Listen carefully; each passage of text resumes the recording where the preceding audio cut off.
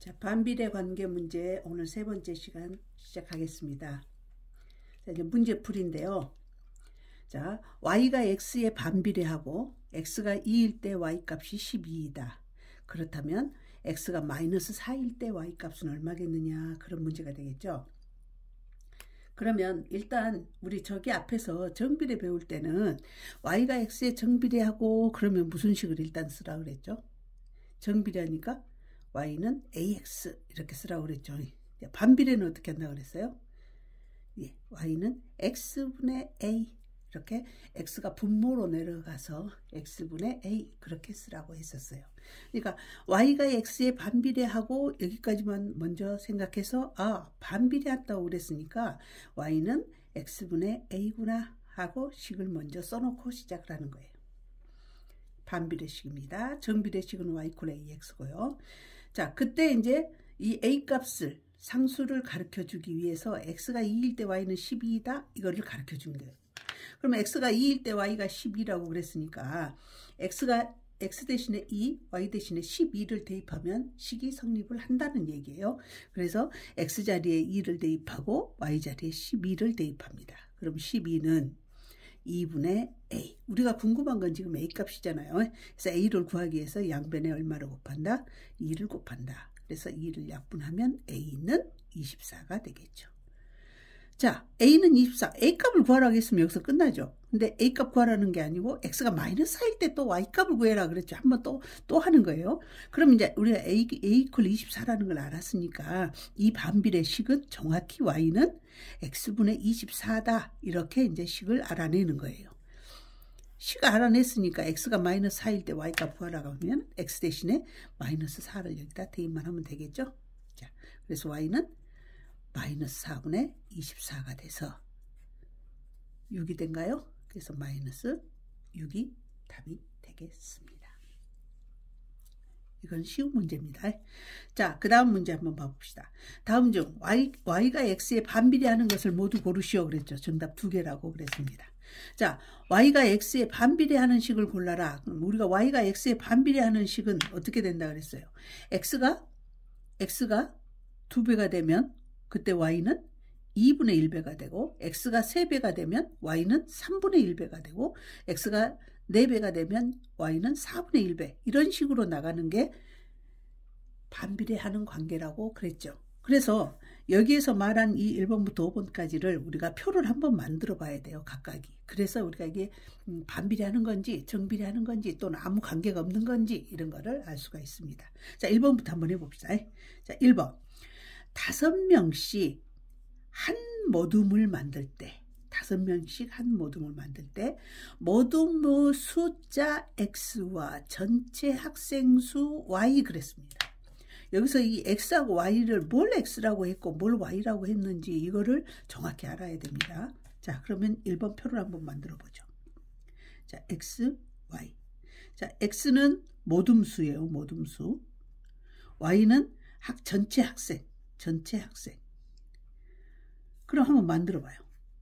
자, 이제 x가 1이에요. x가 1이라는 건 모둠수가 하나야. 근데 뭐라고 그랬어요? 5명씩 한 모둠을 만든다. 5명 한 모둠, 또 5명 한 모둠, 또 5명 한 모둠, 이렇게 생각을 해야 되겠죠. 그러면 이제 그대로 한번 생각해 봐요. 모둠수가 1이에요. 그러면 1모둠, 하나의 모둠이면 전체 학생 수 몇 명? 5명이 되겠죠. 그죠? 맞죠? 그 다음 모둠수 2, x가 2가 된다면, x값이 2가 된다면 모둠수가 돼. 5명씩 한 모둠인데 2모둠이 있어요. 그럼 어때요? 한 모둠에 5명씩이니까 2명이면 10명이 되는 거죠. 전체 학생 수는. 이렇게 만들어라고 해요. 표를. 어렵지 않죠? 자, 이번에 모둠수 3입니다. 자, 모둠이 3개면은 그럼 전체 학생 수는 몇 명일까? 네, 15명이 되겠죠. 모둠수가 4개면 20명. 이런 식으로 계속해서 만들어져요. 그럼 관계 한번 봅시다. x가 2배, x가 3배, x가 4배 됐죠? 그럼 x가 2배 될 때 y는 어째요? y도 2배 됐네요. x가 1에서 3까지 3배 됐을 때 5, 35, 3배가 되죠. 4배가 됐을 때 5, 4, 20, 4배가 되죠. 그죠? 그럼 이거는 뭐예요? 반비례가 아니라 반비례가 아니라 정비례가 만들어지네요. 이거는 1번은 정비례네요. 정비례. 아, 정비례 관계구나. 이렇게 알아낼 수가 있어요. 자, 1번은 정비례 관계네요. 그죠? 2번도 한번 해봅시다. 별로 어렵지 않아요. 표 만든다고 하면. 올해 14살. 올해 14살인 친구가 있어요. 그때 X년 후에 나이 Y살. X년 1년이 지난 1년 후냐, 2년 후냐, 3년 후냐. 우리 이걸 표로 만들어 보면 되겠죠? 자, 한번 만들어 봅시다. 자, X가 1일 때. 자, X가 1일 때, 그 말은 1년 후. 올해가 친구가 14살인데 1년 후에 나이는 몇 살? 15살. 1년 후만. 그죠? 자, X가 2일 때. 자, 올해 14살인 친구의 2년 후에 나이 몇 살? 16살. X가 3일 때. 자, 올해 14살인 친구의 3년 후에 나이 몇 살? 17살. 4. 올해 14살인 친구의 4년 후의 나이는 18살. 자, 이렇게 해서 표를 만들었어요. 표를 만들어서 봤더니, 자, X가 2배 될 때 Y가 2배 됐나? 또는 2분의 1배 됐나? X가 3배가 될 때 3배가 됐나? 혹시 3분의 1배가 됐나? 어때요? 눈으로 보니까 전혀 아니죠. 그럼 이거는 정비례도 아니고 반비례도 아니고 관계가 없죠. 관계 없습니다. 관계 없네요. 자, 세 번째 한번 봅시다. 넓이가 32인 제곱센티미터인 삼각형의 밑변의 길이가 xcm, 높이가 y. 그랬어요. 자, 세 번째 문제 한번 봐봅시다. 자, x, y. 자, x는 밑변의 길이요. 밑변. y는 높이가 되겠어요. 자, 그럼 우리가 여기다가 삼각형의 밑변, 높이, 넓이 한번 봐볼까요? 삼각형의 이게 밑변이고, 자, 여기서 여기까지가 높이고, 이 넓이는 변함이 없어요. 넓이는 32. 넓이 32. 그러면 우리가 삼각형의 넓이 구하는 공식이 뭐죠? 자, 넓이는 밑변 곱하기 높이 곱하기 나누기 2 또는 곱하기 2분의 1. 그래요. 그러니까 넓이가 30이면 32는 밑변이 뭐고? x. 높이가 y 곱하기 2분의 1 이렇게 된다고 말이에요. 그럼 우리가 이거 귀찮으니까 이거 계산하기 일단 귀찮으니까 이렇게 해도 될까요?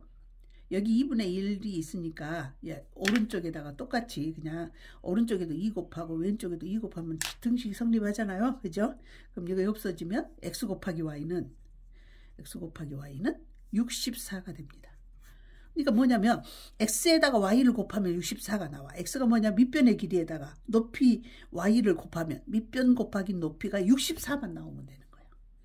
우리가 뭐 1 이런 거 하지 말고 이거는 이제 64를 64의 약수 우리가 계산하기 쉬운 걸로 할게요. 자, 1 해도 좋습니다. 먼저 1 한번 해봅시다. 자, 밑변이 1이라면 1에다 얼마 곱해야 64가 나와? 64죠. 자, 1 곱하기 64 곱하기 2분의 1 하면 32 나오잖아. 맞죠? 네, 2 한번 해볼까요? 자, 밑변의 길이가 2예요. 그럼 2 곱하기 얼마가 64가 나와? 32.